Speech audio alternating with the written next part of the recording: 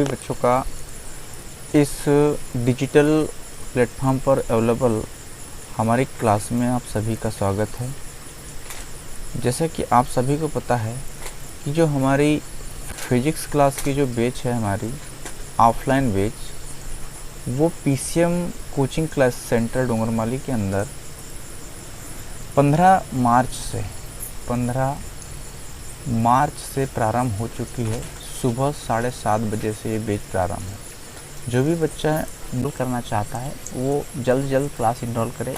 यहाँ पर हमने बेसिक मैथमेटिकल टूल स्टार्ट किया है, तो उन्हीं क्लास को हम डिजिटल प्लेटफॉर्म के ऊपर लेके आए हैं। क्योंकि ये क्लास रिकॉर्डेड आपको इसलिए दे रहे हैं क्योंकि यह क्लास आप सभी बच्चों जो फिजिक्स पढ़ना चाहते हैं उनके लिए बहुत ही बेनिफिशियल होगी। तो हमने फिजिक्स पढ़ने के पूर्व एक basic mathematics for physics concept लेके आए हैं। तो इसमें हम क्या कर रहे हैं, फिजिक्स का फाउंडेशन तैयार कर रहे हैं। उसके अंतर्गत हम आज की क्लास में कैलकुलस मतलब कलन, जिसके अंदर अवकलन और समाकलन होगा, ये क्लास हमारी पहली है। तो सभी बच्चे इस वीडियो को देख रहे हैं, तो वीडियो देखने के बाद यदि आपके लिए ये वीडियो लाभदायक है या बेनिफिशियल आपके लिए रहता है तो प्लीज़ वीडियो को लाइक कर देना और चैनल को नए हो तो आप प्लीज़ सब्सक्राइब कर देंगे, ठीक है। तो जैसा कि बच्चा अभी 10th से 11th क्लास में जा रहा है, तो उसके लिए अब जो है हर एक सब्जेक्ट स्पेशल होने वाला है। वो जो भी सब्जेक्ट के अंदर इंटर करेगा, जैसे कि यदि वो साइंस बैकग्राउंड में जाना चाहता है तो बच्चा मैथ्स लेगा या बायोलॉजी लेगा। तो ये बायोलॉजी एंड मैथ्स वाले बच्चे, इनके लिए फिजिक्स एक सब्जेक्ट कॉमन होगा, फिजिक्स, और इसी के लिए कॉमन सब्जेक्ट क्या होगा आपका, केमिस्ट्री। तो जो हमारी क्लास है ये है फिजिक्स के लिए, जिसमें कि हम बेसिक मैथ्स लेके आए हैं। किसके लिए, फॉर फिजिक्स के लिए। ये एक प्रकार का फिजिक्स का फाउंडेशन क्लास है, फिजिक्स फाउंडेशन क्लास। अब ये क्लास आपके लिए क्यों महत्वपूर्ण होगी, इसको थोड़ा जान लेंगे। क्योंकि यदि फिजिक्स को आपको अच्छा बनाना है, फिजिक्स सब्जेक्ट को आपको बेहतर करना है, तो फिजिक्स के लिए मैथ्स पढ़ना बहुत अति आवश्यक है। क्योंकि मैथ्स की नींव पर ही पूरी फिजिक्स आपकी आगे बढ़ती है। तो मैथ्स जिसकी अच्छी होगी उसका फिजिक्स सब्जेक्ट ऑब्वियसली अच्छा होगा। क्योंकि फिजिक्स के अंदर, जैसे 11th की हम फिजिक्स की बात करें तो 11th की फिजिक्स में आपका कैलकुलस मतलब होता है कलन, जैसे कि वेक्टर है ना, जैसे कि अलजेब्रा और जियोमेट्री। और अलजेब्रा के अंतर्गत आपका आता है बायनॉमियल थ्योरम। इसको विपरीत प्रमेय मैथ से भी आपको ज़रूरत पड़ेगी। अब ये क्लास आपके लिए इम्पोर्टेंट क्यों होगी, क्योंकि जो फिजिक्स सब्जेक्ट है उसको यदि अपन यदि कार माने, क्या माने, उसे एक कार मानते हैं। तो फिजिक्स एक सब्जेक्ट है, हमने इसे कार माना। और यदि कार तभी आगे बढ़ेगी जब उसके अंदर क्या होगा, फ्यूल होगा। तो कार आपकी होगी फिजिक्स रूपी कार, और फ्यूल यानी हो गया आपका ईंधन। क्योंकि कार तभी आगे बढ़ेगी जब आपकी कार के अंदर में फ्यूल भरा जाएगा। तो उसी कड़ी में हमने फिजिक्स की कार को आगे बढ़ाने के लिए ईंधन के रूप में हमने क्या लेके आए हैं, बेसिक मैथमेटिक्स लेके आए हैं फिजिक्स के लिए। तो ये समझ लीजिए कि ये एक प्रकार का फिजिक्स का फाउंडेशन है। क्योंकि बगैर फाउंडेशंस का कोई भी आपका घर तैयार नहीं होता है। क्योंकि जितना फाउंडेशन मजबूत होगा, आगे का आपका जो घर बनेगा वो उतनी ही मजबूती से बनेगा। तो कहने का तात्पर्य ये हुआ कि बगैर ईंधन के कार आपकी एक कदम भी आगे नहीं बढ़ेगी। तो उसी प्रकार से हम ये मान के चले कि ये बेसिक मैथमेटिक जो है ये आपका फ्यूल का मतलब ईंधन का काम करेगी फिजिक्स के लिए, क्योंकि एक प्रकार का फिजिक्स का फाउंडेशन इसे हम कह सकते हैं। तो ये क्लास उन बच्चों के लिए खासकर बेनिफिशियल होगी जो कि फिजिक्स पढ़ना चाहते हैं। ठीक है, फिजिक्स के लिए बेसिक मैथमेटिकल जो टूल है उसको तैयार करना बहुत आवश्यक है। क्यों? क्योंकि फिजिक्स के अंदर जितने भी आपके डेरिवेशन होंगे, डेरिवेशन मतलब होता है उत्पत्ति, जो कि अपन व्यंजक निकालेंगे, उनकी उत्पत्ति करने के लिए आपको मैथ्स की आवश्यकता होगी। और साथ में ये मैथ्स जो है आपको न्यूमेरिकल, जो कि कॉम्पिटिटिव और बोर्ड एग्ज़ाम के लिए भी है ना बहुत ही आवश्यक है ना। यदि आपका मैथ्स कमज़ोर होता है तो फिजिक्स आपकी अच्छी नहीं हो सकती, ये बात आप ध्यान रखिएगा। तो बेसिक मैथमेटिकल टूल के अंतर्गत हम क्या क्या लेके आए? कैलकुलस मतलब कलन। कलन के अंदर हम अवकलन पढ़ेंगे, जो कि फिजिक्स में यूज़ ज़्यादातर होता है, और साथ में इसका समाकलन।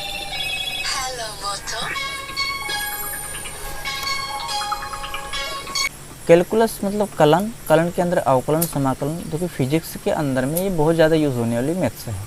ट्रिग्नोमेट्री, त्रिकोणमिति, ये तो आप परिचित है। देखो, कलन से कोई भी बच्चा परिचित नहीं है।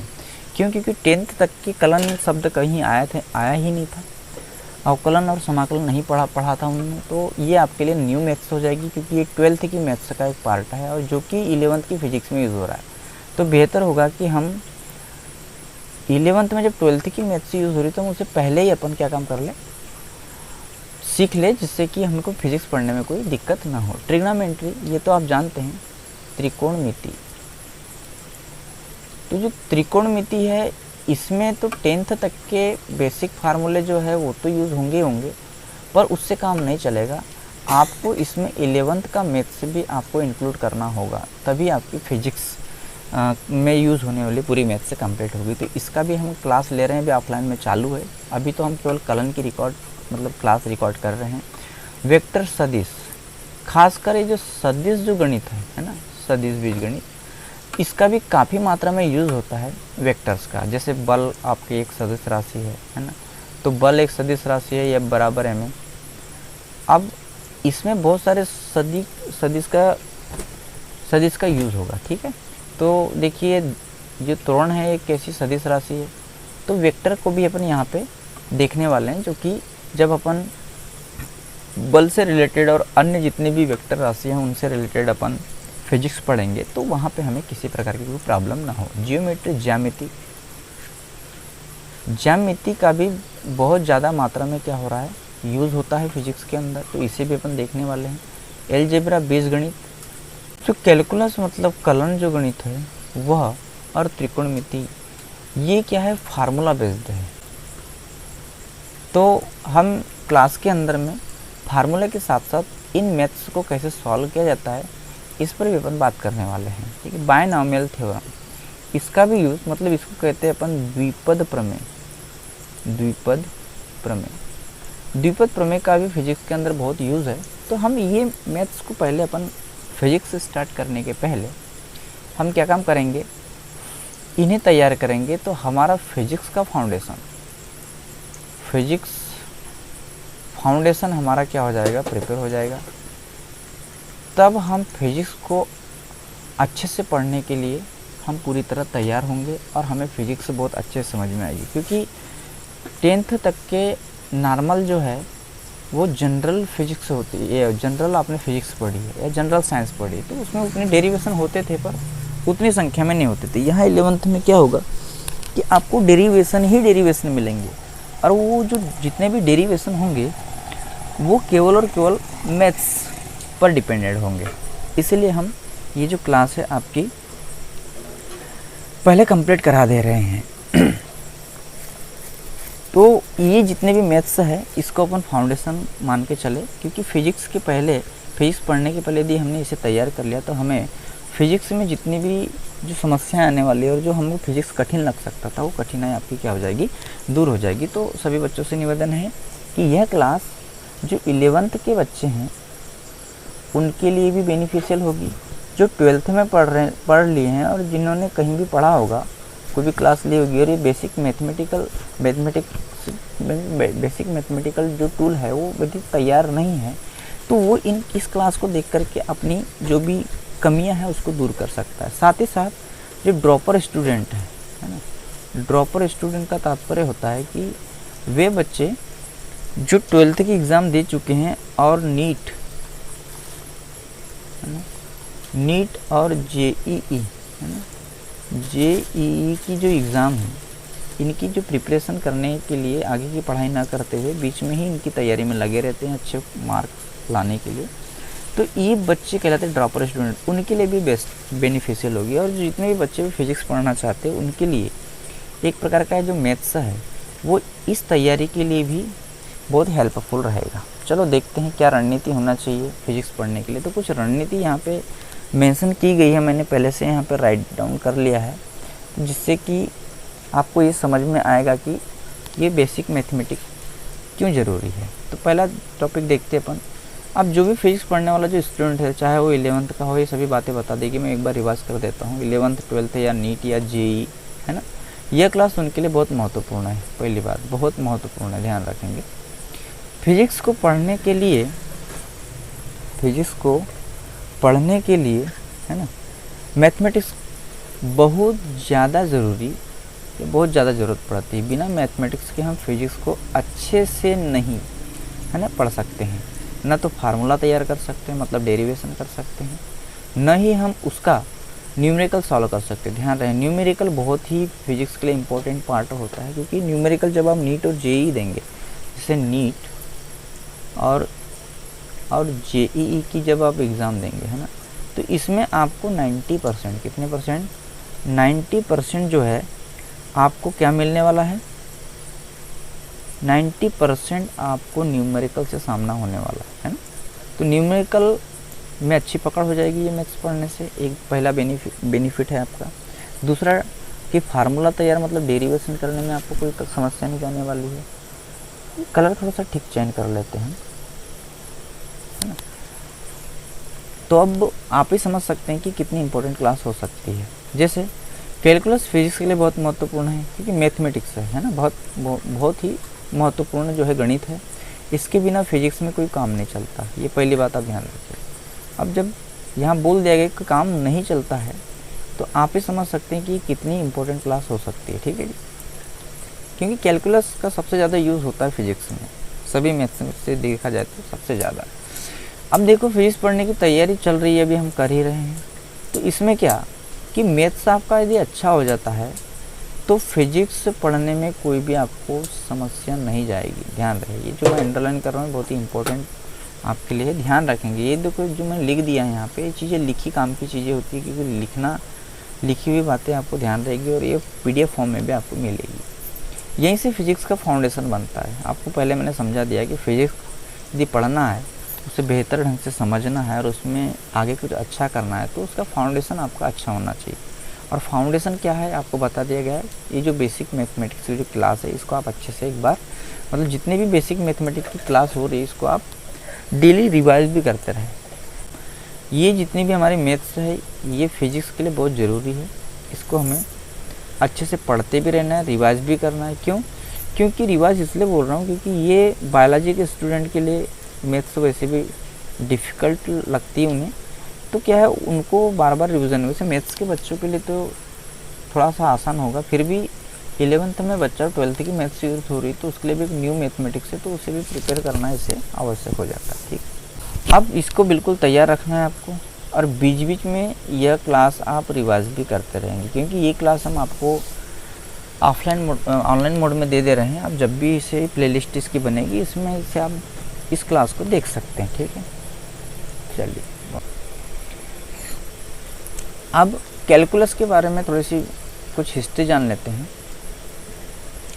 भाई ये कैलकुलस जो गणित है इसकी ज़रूरत क्यों पड़ी हमें, है ना।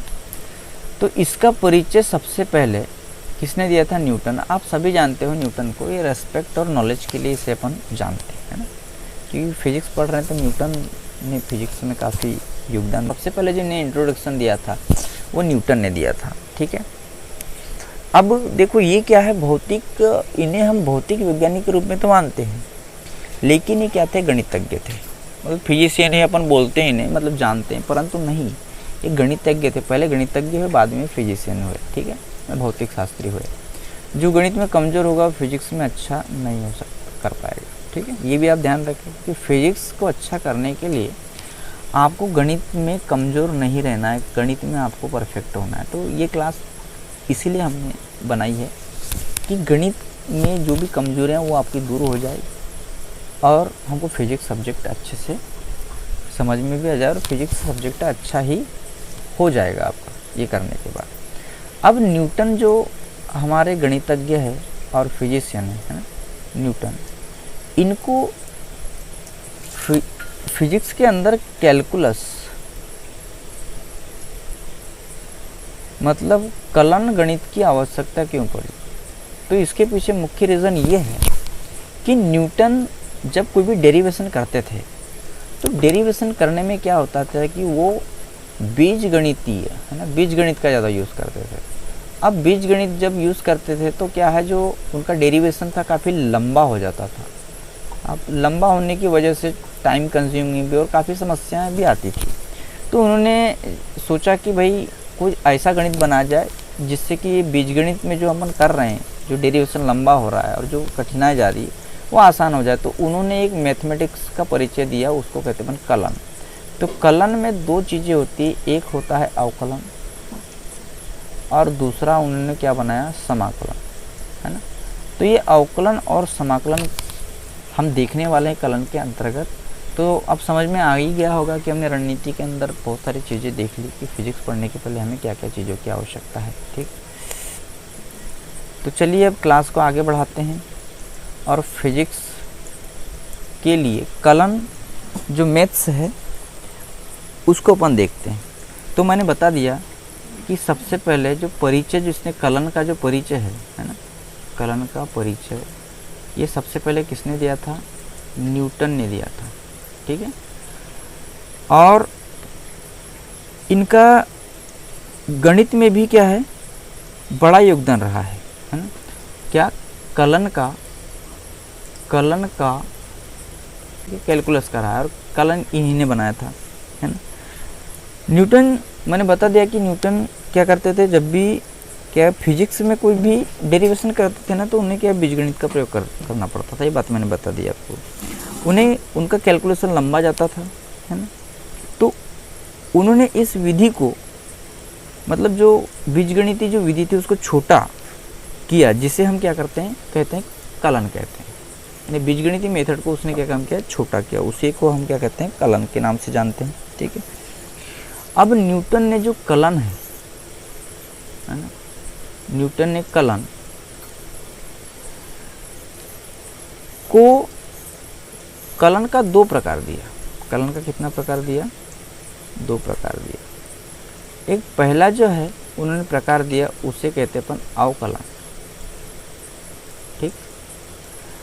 अब अवकलन को हम कहते हैं, इंग्लिश नाम भी आपको पता है, बायलिंगुअल चलना है हमें, इसे कहते हैं अपन डिफरेंशिएशन, है ना, याद रखें इंग्लिश नाम भी। और दूसरा जो कलन का प्रकार है वो है समाकलन, ठीक।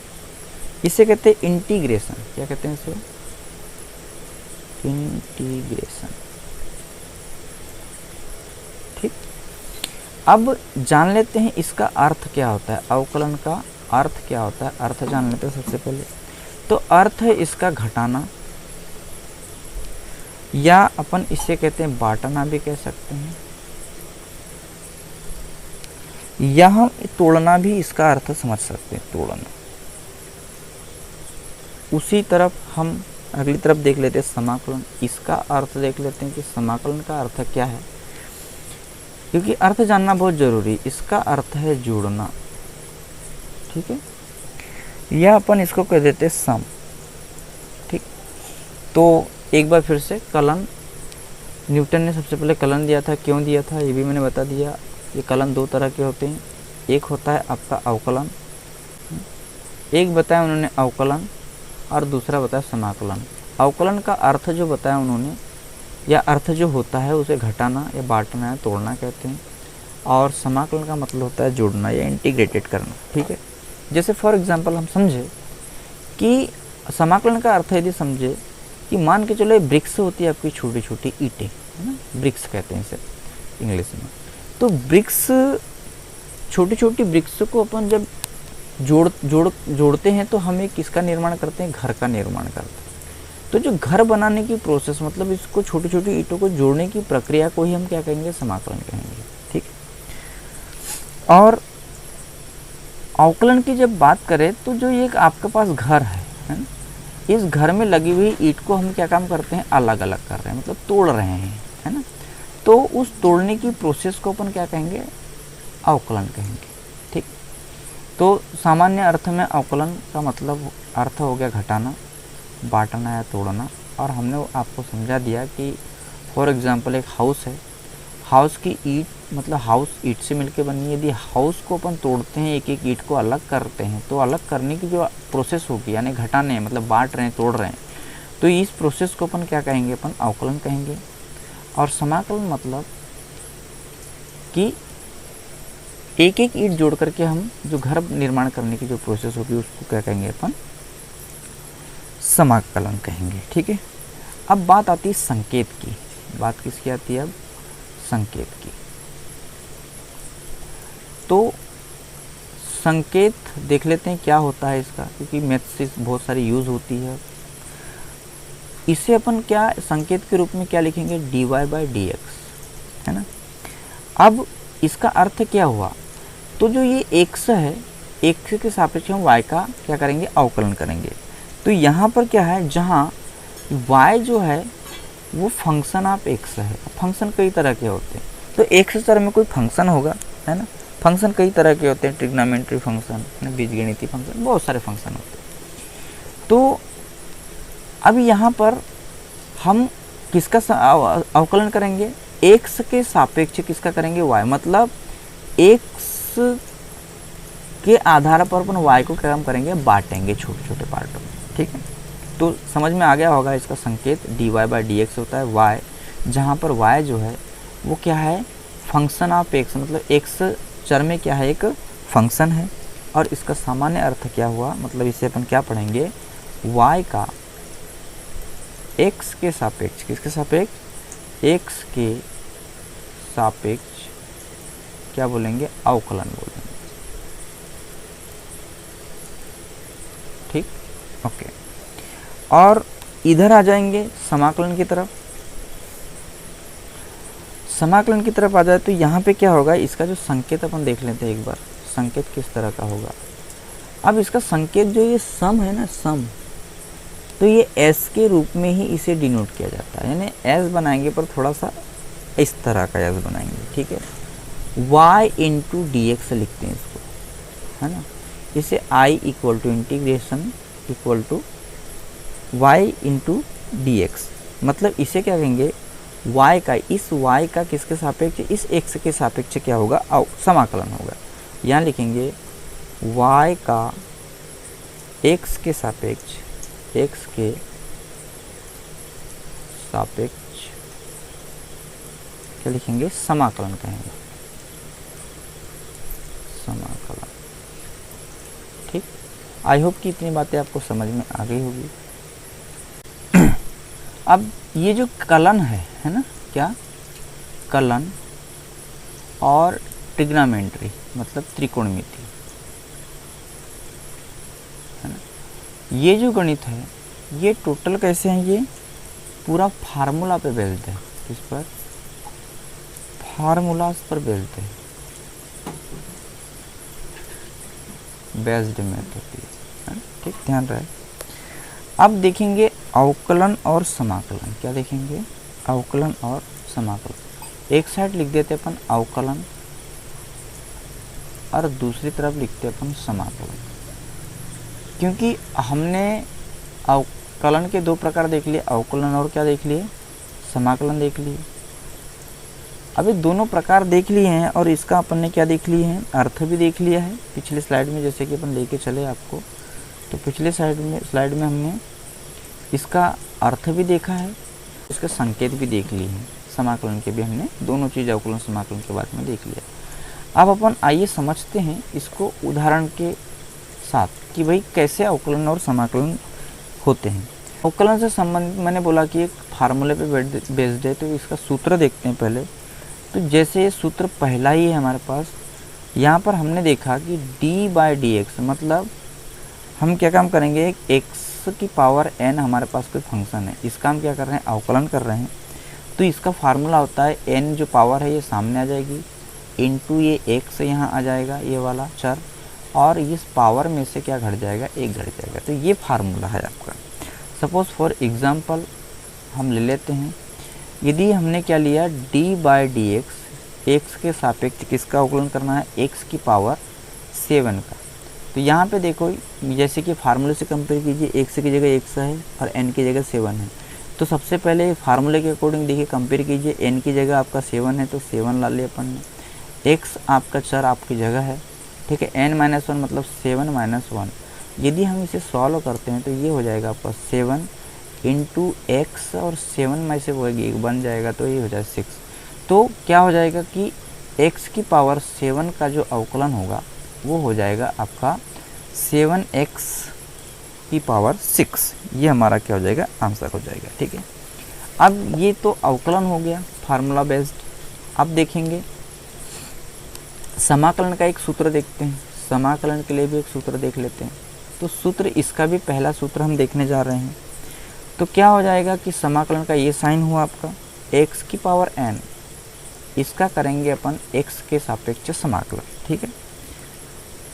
मैंने यहाँ पर ये बता दिया था कि एक बार जरा देख ले पिछले स्लाइड में, हाँ ना, y का x के सापेक्ष मतलब इस y का क्या होगा, x के सापेक्ष क्या हो रहा है, यहाँ समाकलन हो रहा है, ठीक है। तो यहाँ भी अपन वैसा ही कर रहे हैं। इस x n का जो समाकलन किसके सापेक्ष होगा, x के सापेक्ष, ठीक है। तो क्या करेंगे इसके लिए, बस ये सीधा सीधा एक सूत्र ही आपका डायरेक्टली। तो यहाँ पे क्या हो जाएगा, ये x रहेगा आपका, ये n की पावर क्या हो जाएगी, एक प्लस हो जाएगी, और इसी पावर जो x की पावर प्लस है उसको यहाँ पे लिख देंगे n+1।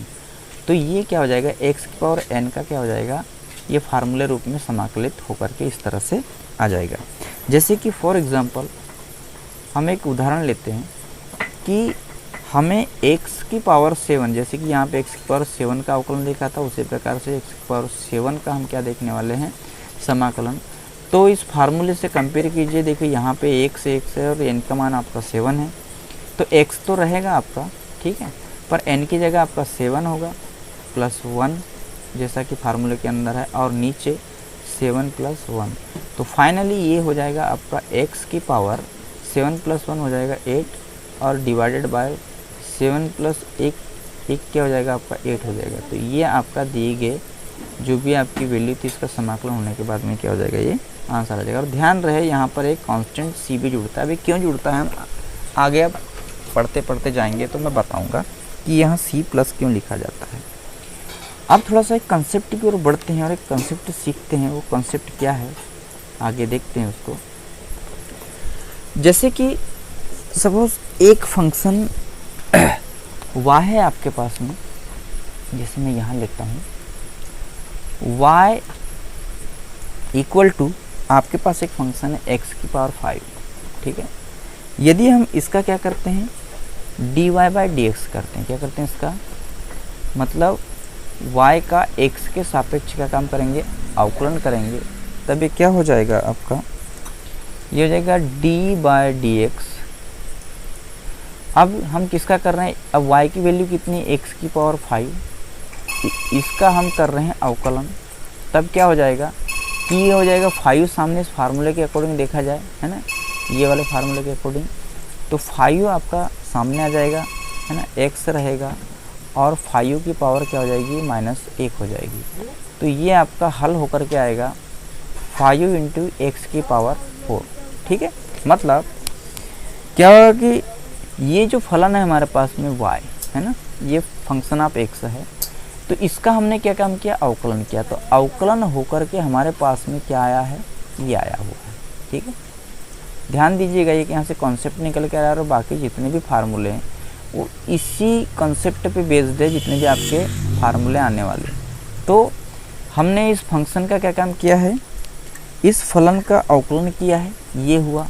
अब क्या काम करेंगे, इस फलन का जो अवकलन हुआ, इस अवकलन का मतलब 5 इंटू एक्स की पावर 4 का हम क्या काम करेंगे, x के सापेक्ष क्या काम करेंगे, समाकलन करेंगे। तब क्या होगा, 5 आपका कांस्टेंट है तो ये कांस्टेंट आपका बाहर निकल जाता है, क्योंकि ध्यान रहे हम किसको जोड़ सकते हैं भाई, ये है मीटर आपका, तो लंबाई से लंबाई को जोड़ सकते हैं। तो क्या हो जाएगा, ये अचर है तो अचर एक अलग चीज़ हो जाएगी, और एक चर, तो चर हमारे पास x है, मतलब ये समझ लो कि हम मीटर को मीटर से जोड़ सकते हैं। जैसे कि यहाँ पर भी x के सापेक्ष x की पावर 5 का हो रहा है, मतलब यहाँ पर भी आप समझेंगे कि हम मीटर से मीटर को घटा सकते हैं। इसका मतलब घटाना होता है, इसका मतलब जोड़ना होता है। तो 5 आपका सामने मतलब कांस्टेंट है, बाहर कर देंगे उसको। अब समाकलन किसका होगा, x की पावर 4 का इंटू dx। फार्मूले के अकॉर्डिंग यदि देखा जाए प्लस c एक कॉन्स्टेंट आ जाएगा आपका। अब क्या हो जाएगा, यहाँ पे ज़रा ध्यान देंगे, 5 आपका बाहर है। अब x की पावर 4 का समाकलन जैसे कि x पावर 7 का यहाँ पे हुआ था, ठीक है, तो x की पावर यहाँ पे क्या हो जाएगा, अब ऊपर क्या हो जाएगा, देखिए एक मिनट, थोड़ा सा इसको मैं अच्छे से लिखूँ, क्योंकि यहाँ पे अब x की पावर, ये जैसे फार्मूले के अकॉर्डिंग लेते n+1, मतलब यहाँ पावर आपकी 4 है, तो 4 + 1 कितना हो जाएगा आपका, 5 हो जाएगा। अब नीचे भी क्या हो जाएगा, यहाँ पे देखो n+1 है, मतलब 4 प्लस क्या हो जाएगा 1, यानी ये भी क्या हो जाएगा 5। ठीक है, तो इस तरह से ये हो जाएगा आपका, एक कांस्टेंट सी जोड़ते हैं। अब देखो यहाँ पे क्या हो जाएगा, 5 से 5 आपका कैंसिल हो जाएगा, 5 से 5 क्या हो जाएगा आपका, कैंसिल हो जाएगा। तो देखिए आपके सामने क्या आ जाएगा, एक फंक्शन क्या मिल गया आपको, x की पावर 5 आपको मिल गया। ठीक, तो इससे कंक्लूजन क्या निकल के आता है, ज़रा देखिए यहाँ पे राइट हो जाएगा क्या, चलो मैं लिखता हूँ। यदि हम क्या काम करते हैं, किसी भी फंक्शन का क्या करते हैं, अवकलन करते हैं, और उस अवकलन का फिर क्या करते हैं, जो आपका अवकलन है उसका फिर क्या करते हैं, समाकलन करते हैं, तो वापस क्या हो जाता है, वही फंक्शन हमको प्राप्त हो जाता है। ठीक है, तो यहाँ पर मैं एक लाइन लिख देता हूँ कि एक नोट, क्योंकि ये नोट हमें फार्मूला अंडरस्टैंड करने में मदद करेगा, क्योंकि ये पूरा फार्मूला बेस्ड है। क्या लिखेंगे, जिस फलन का अवकलन किया जाता है, जैसे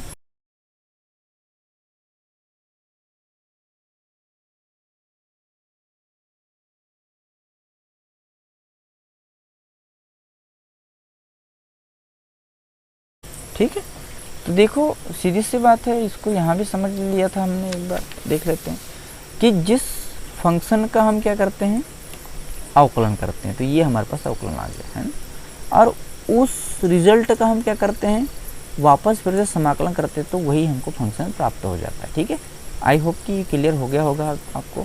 ठीक, तो देखो मैंने स्पष्ट लिख भी दिया कि जिस फलन का अवकलन किया जाता है, तो जो रिजल्ट आता है उस रिजल्ट का यदि फिर से समाकलन करते हैं, तो वो फलन जिसका अवकलन हुआ था पहले, है ना, वो हमको क्या हो जाता है, प्राप्त हो जाता है। नोट करने लायक बात है, क्यों, कि इसी से क्या होता है कि आगे के आपको क्या मिलेंगे, फार्मूले मिलेंगे। तो देखिए हमारे जो अवकलन और समाकलन के कितने फार्मूले हैं, कुछ 10 फार्मूले मेरे ख्याल से 10 के आसपास है। मैं आपको बता देता हूँ 10 फार्मूला, वो आपको टोटल लर्न कर लेना है, क्योंकि उसी के बेस पे हम अवकलन और समाकलन के क्या काम करेंगे, गणित को हल कर पाएंगे। तो एक साइड लिखता हूँ मैं अवकलन, और दूसरी ओर लिखते हैं समाकलन। ठीक, तो पहला जो हमारा फार्मूला जो कि हमने पढ़ लिया था, अवकलन का फार्मूला क्या था, वो था d/dx और x की पावर n, इसका फार्मूला था हमारे पास में n(x(n-1), और समाकलन हम क्या काम करते हैं, समाकलन x की पावर n इंटू dx, तो ये क्या हो जाता है, n+1 डिवाइडेड बाय n+1, मतलब x की पावर ये n+1 और डिवाइडेड बाय n+1 हो जाएगा। ठीक है, सेकंड फार्मूला देखते हैं। यदि अपन d/dx है ना, किसका, यदि x का क्या करते हैं, अवकलन करते हैं, तो ये हो जाता है आपका क्या हो जाता है 1। और इसी तरफ यदि चले हम, यदि 1 का वापस, अब देखो वही वाला जो कॉन्सेप्ट लिखा था वही यूज़ हो रहा है। यदि 1 का हम क्या करते हैं, x के सापेक्ष क्या कर रहे हैं, समाकलन करेंगे, तो वापस क्या मिल जाएगा आपको, x मिल जाएगा। ध्यान रहे यहाँ पे कांस्टेंट c जोड़ना है। अब ये क्यों जोड़ते हैं मैं थोड़ी देर बाद बताता हूँ आपको। ठीक है, चलो तीसरा फार्मूला देखा जाए। यदि हम d/dx ये चरघातांकी फलन होता है, ex का यदि अपन अवकलन करते हैं तो ये ex ही होता है। अब यदि ex का हम क्या करेंगे, x के सापेक्ष समाकलन करेंगे, तो ये भी क्या होता है, ex ही होता है और एक कांस्टेंट आपका जुड़ के आ जाता है। चौथे फार्मूले की बात करेंगे हम अब। तो यदि हम लॉगरिथम फंक्शन एक हमारे पास होता है log ex है ना, इसका जब अपन अवकलन करते हैं तो ये अवकलन होकर के आता है 1/x। ठीक है, अब जब हम 1/x का क्या करते हैं, x के सापेक्ष समाकलन करेंगे, तो ये वापस क्या आ जाएगा आपका log ex प्राप्त होता है और एक कांस्टेंट आपका c इसमें ऐड होकर के आता है। ठीक है, बस ये फार्मूले हैं, आपको सीधे सीधे याद रखना है। अब कुछ ट्रिग्नोमेट्री फंक्शन होते हैं जैसे कि d/dx है ना, यदि अपन cos x का अवकलन करते हैं तो ये डायरेक्टली क्या हो जाता है, माइनस साइन x हो जाता है। और यदि अपन साइन x का, किसका, साइन x का x के सापेक्ष समाकलन करते हैं, तो ये क्या हो जाता है, माइनस का cos x प्लस एक कांस्टेंट c जुड़ के आ जाएगा। ठीक है, तो ये 5 फार्मूला हो गया। नेक्स्ट स्लाइड में अपन लिखते हैं छठा फार्मूला, 6 नंबर का फार्मूला देखते हैं, ये अवकलन से रिगार्डिंग पहले। ठीक है, तो यदि हम क्या काम करते हैं, एक ट्रिग्नोमेट्री फंक्शन हमने लिया साइन x, तो साइन x का अपन x के सापेक्ष अवकलन करेंगे, तो ये होगा आपका cos x। अब cos x का x के सापेक्ष, किसके सापेक्ष, x के सापेक्ष अपन क्या काम करते हैं, समाकलन करते हैं, तो ये हो करके आ जाता है आपका साइन x और एक कांस्टेंट जुड़ जाएगा c। अब 7वां नंबर का हम फार्मूला देख लेते हैं। यदि अपन cot x का एक ट्रिग्नोमेट्री फंक्शन और लेते हैं d/dx, और हमने लिया क्या, cot x एक ट्रिग्नोमेट्री फंक्शन लिया, इसका जब हम अवकलन करते हैं तो होकर के आ जाता है माइनस कोसेक स्क्वायर x। ठीक है, अब जब इस कोसेक स्क्वायर x का है ना, कोसेक स्क्वायर x का एक dx के सापेक्ष जब समाकलन करेंगे, तो ये वापस क्या आ जाएगा आपका, ये माइनस इधर आ जाता है, माइनस कॉट x और एक कांस्टेंट आपका c जुड़ता है। ठीक है, 8वां नंबर का फार्मूला देखते हैं। यदि अपन 10x का है ना, एक और ट्रिग्नोमेट्री d/dx, 10x का अवकलन ये हो जाता है आपका सेक स्क्वायर x। अब पुनः हम सेक स्क्वायर x का क्या करते हैं, x के सापेक्ष समाकलन करते हैं, तो ये हो जाता है 10x प्लस c। ठीक, 9वां नंबर का फार्मूला देख लेते हैं, 9th नंबर का, कि अपन अवकलन करेंगे एक ट्रिग्नोमेट्री फंक्शन किसका, सेक x का, तो ये इसका जो अवकलन होकर के आ जाएगा सेक x इंटू 10x।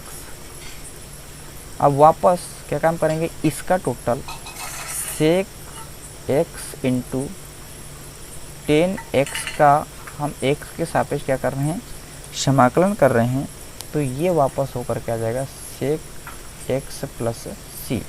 अब लास्ट जो है आपका 10 नंबर का फार्मूला देख लेते हैं। 10 नंबर का ये आपका कोसेक x, एक ट्रिग्नोमेट्री फंक्शन लेते हैं d/dx, कोसेक x का जब हम अवकलन करेंगे तो ये होकर के आता है minus cosec x into cot x। ये सीधे सीधे फार्मूला है। अब हम क्या काम करेंगे, cosec x into cot x का जब x के सापेक्ष हम समाकलन करेंगे, तो ये निकल के आ जाएगा माइनस का कोसेक x और एक कांस्टेंट जुड़ जाएगा c। तो बेसिकली देखा जाए तो ये 10 जो फार्मूला है ना, ये 10 फार्मूला आपका काफ़ी है, जो कि कलन के अंदर में समाकलन और अवकलन से रिलेटेड है ना, ये यूज़ होते हैं। एक अवकलन के फार्मूले सभी हो गए और ये किसके हो गए, समाकलन के फार्मूले हो गए। तो ये आपको सभी फार्मूले क्या काम करना है, याद कर लेना है। बगैर फार्मूला याद किए आपका कलन अच्छा नहीं होगा, और कलन अच्छा नहीं होगा तो आपको जैसे कि बता दिया गया है कि फिजिक्स भी आपका अच्छा नहीं होगा। तो आई होप कि ये जो 10 आपके जो फार्मूले हैं ये आप मतलब याद कर लेंगे। तो देखो अब अच्छे से देखिए आप, ये क्या है, हमारा कोई फलन है, उसका हमने क्या काम किया, अवकलन किया, तो अवकलन होकर cos x आया। अब cos x का हम क्या कर रहे हैं, वापस फिर से समाकलन करने, तो वापस ये फंक्शन आपको ये वाला प्राप्त हो जाता है। ठीक है, तो जो मैंने कंसेप्ट बताया था आपको, वो कंसेप्ट एक बार देख लेते हैं। हमने अवकलन और समाकलन के सभी फार्मूले अपन देख लिए थे, है ना, अब देख लिए हैं। अब अपन आगे बढ़ते हैं। अवकलन और समाकलन, अवकलन और समाकलन में से जब अवकलन पर जो बेसिक संक्रियाएं होगी, ठीक है, जैसे कि अवकलन के लिए अपन सबसे पहले देखेंगे कि योग और अंतर। क्या देखने वाले अपन, योग या अंतर लिख देते हैं इसे, ठीक है। योग या अंतर, तो किस तरह का योग या अंतर में अपन इसे सॉल्व करेंगे, तो जरा उसको अपन देख लेते हैं एक बार। तो इसमें क्या कि हम क्या काम करते हैं, दो फंक्शन का जब योग या अंतर रहेगा, है ना, अवकलन कब, जब दो फंक्शन कैसे हो, योग या अंतर के रूप में हो। जैसे d/dx, और हम क्या काम करेंगे, यदि इस तरह से हमको फंक्शन पहला मिल जाएगा, इसका योग या अंतर रहेगा और एक फलन दूसरा, मतलब यहाँ पे x चर में u एक फंक्शन है और दूसरा फंक्शन v है, ठीक है। तब इसका अवकलन किस तरह से हो जाएगा, तो ये कैसे हो जाएगा, d/dx पहले फलन का अवकलन कर देंगे अपन यहाँ पे अलग से, और फिर ये प्लस और माइनस का साइन लेकर के फिर दूसरे फलन का हम क्या काम कर देंगे, अवकलन कर देंगे। तो बस एक बेसिक क्या बन जाएगा आपके पास में, फार्मूला बन जाएगा, ठीक है। इसे हम क्या काम करते हैं, बॉक्स के अंदर में इसे रख देते हैं, ठीक। तो ये हमारे लिए क्या हो जाएगा, एक बेसिक फार्मूला हो जाएगा। तो इस तरह से हम यदि किसी भी क्या हो जाएगा, दो फंक्शन का, किसी भी दो फंक्शन यदि कैसे रहे, योग और अंतर के रूप में रहे, तो उनका जब अवकलन होगा वो किस तरह से हो जाएगा, इस तरह से हो जाएगा, ठीक है। तो जैसे कि हम एग्जाम्पल के रूप में एक एग्जाम्पल लेते हैं और इसे समझ लेते हैं कि किस तरह से होगा। तो देखेंगे उदाहरण फर्स्ट क्या आ जाएगा कि d/dx हमारे पास एक फलन दिया है, एक ट्रिग्नोमेट्री फलन दिया है sin x, और इसके साथ में दिया है एक फंक्शन दिया है इस तरह के x⁴ ये फंक्शन दिया।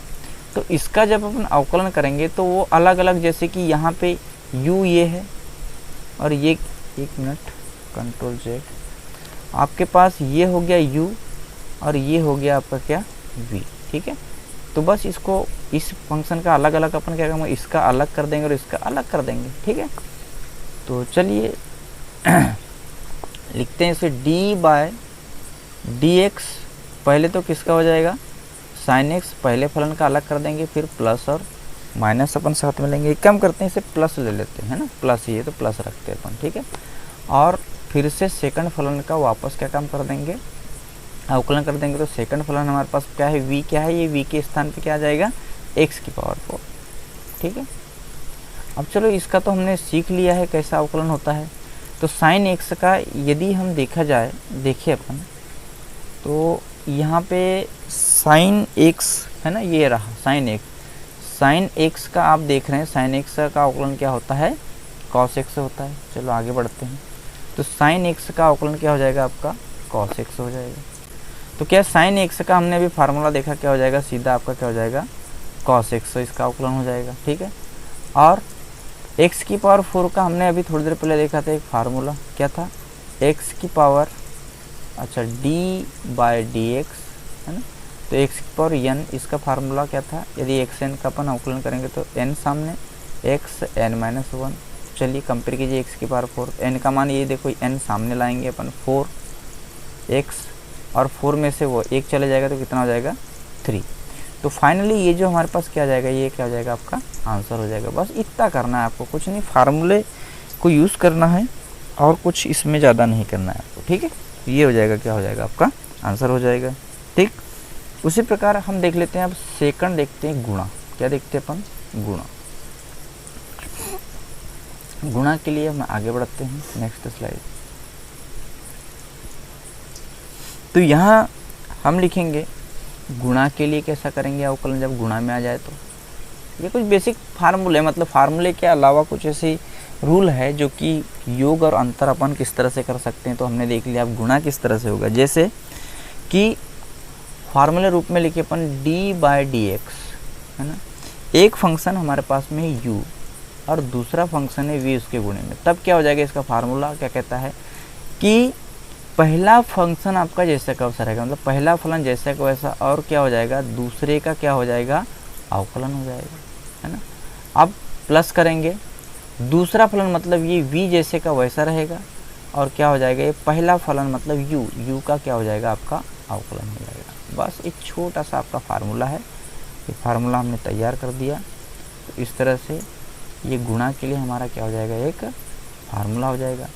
फॉर एग्जांपल हम एक उदाहरण ले लेते हैं यहाँ पर, d/dx, एक फंक्शन ले लिया अपन ने ex और दूसरा फंक्शन ले लिया क्या अपन ने log x। अब log ex ना लिखते हैं, हमने क्या लिख रहे हैं केवल log x।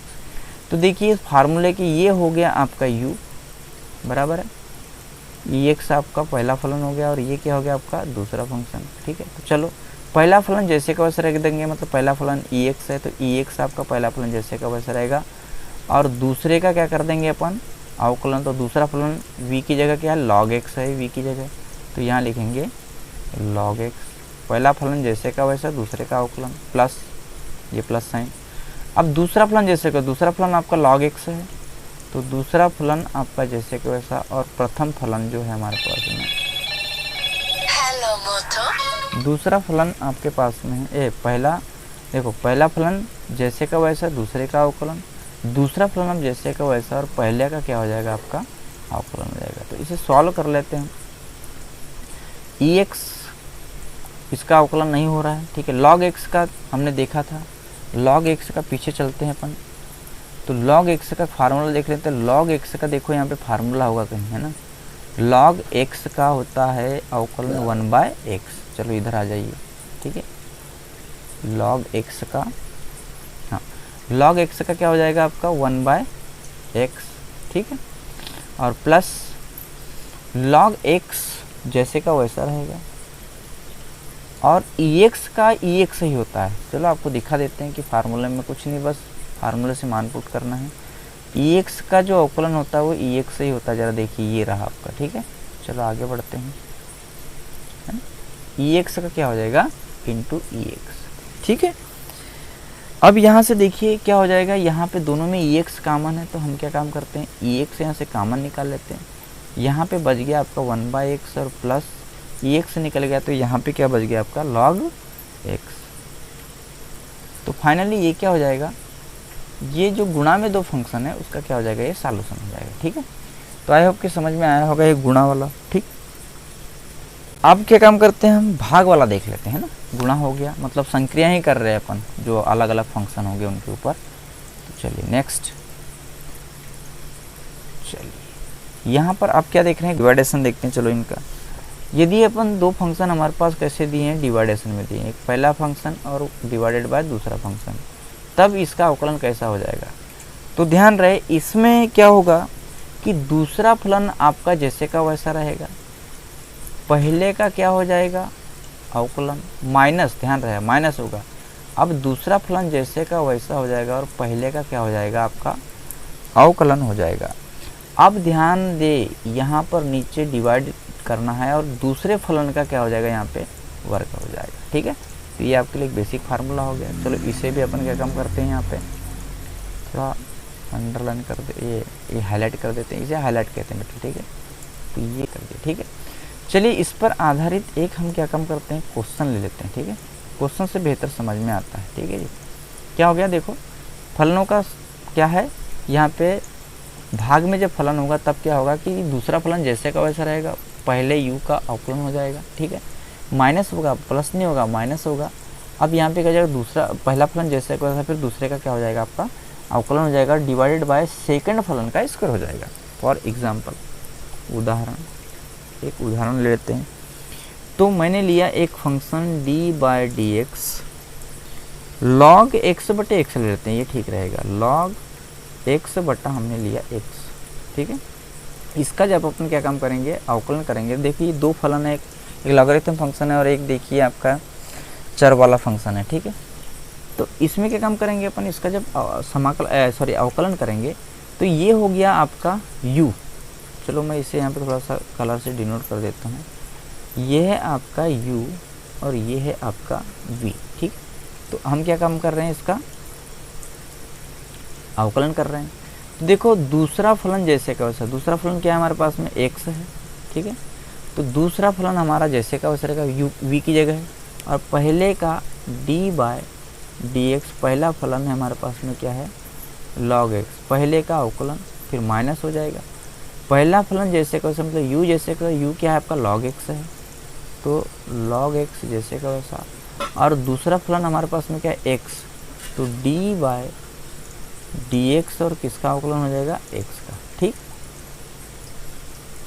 दूसरा मतलब देखिए एक बार पुनः देख लीजिए, दूसरा फलन जैसे का वैसा, पहले का अवकलन है ना, है ना, u फिर जैसे को वैसे, u मतलब log x जैसे को वैसा, और v मतलब v का अवकलन हो जाएगा, तो v क्या है अपने पास में, x का। ठीक है, अब ये पूरे की डिवाइडेड बाय दूसरे फलन का स्क्वायर, दूसरा फलन क्या आपका x का क्या हो जाएगा, स्क्वायर हो जाएगा। ठीक है, चलो इसको सॉल्व करते हैं। x का अवकलन नहीं होगा, बाहर है वो, log x का क्या हो जाता है आपको पता है, 1 बाय क्या होगा, x हो जाता है। ठीक है, माइनस log x आपका जैसे का वैसा रहेगा, और x का अवकलन कितना होता है, 1 होता है, कितना होता है, 1 होता है। ठीक है, और डिवाइडेड बाय x का स्क्वायर, x का स्क्वायर हो जाएगा। ठीक है, अभी एक स्क्वायर होता कैसा, देखिए d बाय डी एक्स है ना, तो मुझे बताइए x की पावर 1 है, तो 1 जैसे का वैसा मतलब n है ना, x, अब n माइनस 1 मतलब 1 माइनस 1,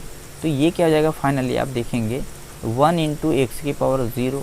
अब x की पावर 0 किसी भी मतलब किसी भी आपकी वेरिएबल या किसी भी कांस्टेंट की यदि घात होती तो इसका मान होता है 1, तो भाई इसका मान हो जाएगा 1 इंटू 1, तो फाइनली आंसर 1 आ जाएगा। तो डायरेक्टली फार्मूला याद नहीं रखते हैं पर ऐसा भी कर सकते हैं। तो ज़रा देखेंगे यहाँ पे क्या हो जाएगा, ये हो जाएगा x से x आपका क्या हो जाएगा, कैंसिल हो जाएगा। ठीक है, तो बचा क्या आपका 1 माइनस है ना, क्या बचा यहाँ पे केवल log x, और डिवाइडेड बाय क्या बचा आपका एक्स स्क्वायर। ठीक है, तो ये क्या हो जाएगा, दिए गए जो कैसे भाग में क्या होंगे फलन होंगे उनका क्या हो जाएगा अवकलन, इस तरह से अपन करेंगे। ठीक है, आई होप कि आपको समझ में आ गया होगा। तो आज की क्लास बस यहाँ तक। हम अब कल जो देखने वाले हैं वो देखने वाले हैं फलन के फलन का अवकलन। क्या देखने वाले अपन, फलनों के फलन का अवकलन। आपकी सेकंड क्लास मिलेगी। आज की क्लास हम यहीं समाप्त करते हैं, मिलते हैं कल नेक्स्ट क्लास में, है ना। तो यदि आपको ये क्लास आपको बहुत ही उपयोगी लगी हो, फिजिक्स की बेसिक मैथमेटिकल जो टूल की क्लासेस है, तो प्लीज़ वीडियो को लाइक करके जाना है, और यदि चैनल पे नए होंगे तो बेटा इसे सब्सक्राइब कर देना। ठीक है, आई होप कि आपको समझ में आई होगी ये क्लास। अब ये PDF आपको Telegram MLB study Telegram channel पे आपको मिल जाएगी, है ना। तो वहाँ पर उससे जाकर के आप डाउनलोड कर सकते हो। व्हाट्सएप ग्रुप भी हमारा बना है ऑफलाइन क्लासेस का, तो वहाँ भी आप ये वीडियो का भी लिंक मिल जाएगा आपको, और आपको एक PDF भी आपको उपलब्ध हो जाएगी इसकी। ठीक है, तो ठीक है, टेक केयर, बाय बाय। अच्छी पढ़ाई कीजिए, फिजिक्स के लिए बेसिक मैथमेटिकल टूल अच्छे से प्रिपेयर कीजिए। फिजिक्स पढ़ने में आपको बहुत ही आनंद आएगा, इसलिए हमने ये क्लासेस अभी बिगिनिंग में ले रहे हैं कि फाउंडेशन फिजिक्स का बेटर हो जाए, जिससे कि आप फिजिक्स को आसानी से समझ सके, कॉन्सेप्ट को समझ सके, और जो फिजिक्स के जो फार्मूला कैसे निकालना है वो से अच्छे से सीख पाए, मतलब डेरिवेशन अच्छे से कर पाए, और डेरिवेशन अच्छे से होने के बाद में आपका न्यूमेरिकल भी अच्छा हो जाए, इसके लिए ये क्लासेस आपके लिए डिज़ाइन की गई है। Thanks for watching, bye bye, take care.